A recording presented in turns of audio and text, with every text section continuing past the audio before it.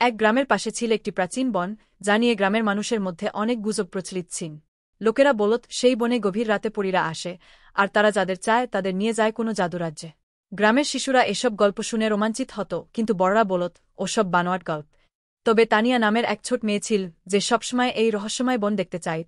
এক চাঁদনি রাতে সে তার ছোট ভাই রাকিবকে নিয়ে সেই বনের দিকে পা বাড়া।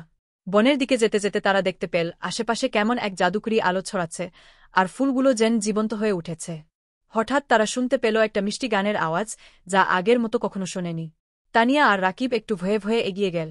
তারা দেখল এক ছোপের পাশ থেকে ছোট ছোট পরীরা বেরিয়ে আসছে। তাদের রূপ যেন আলোয় ঝলমল করছে। এক পরী এগিয়ে এসে বল, তোমরা আমাদের সঙ্গে আমাদের বাগানে যাবে? তানিয়া আর রাকিব অবাক হয়ে হ্যাঁ বলে দিন।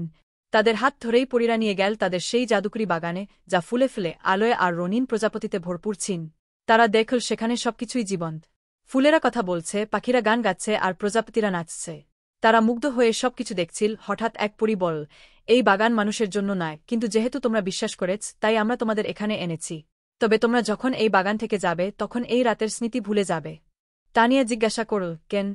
পরী মৃদু হাসল, কারণ আমাদের পৃথিবী মানুষদের জন্য নয়। আমাদের এই বাগান কেবল স্বপ্নে ধরা দেয়, আর সকাল হতেই মুছে যায়। পরীরা তানিয়া আর রাকিবকে জাদুমন্ত্র দিয়ে ঘুম পাড়িয়ে বনে ফিরিয়ে দিয়ে গেল।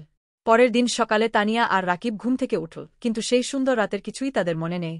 তবে তাদের মন জুড়ে ছিল এক মিষ্টি স্মৃতি, যা বুঝতে না পারলেও সারা জীবন তাদের মনকে রঙিন করে রাখেন।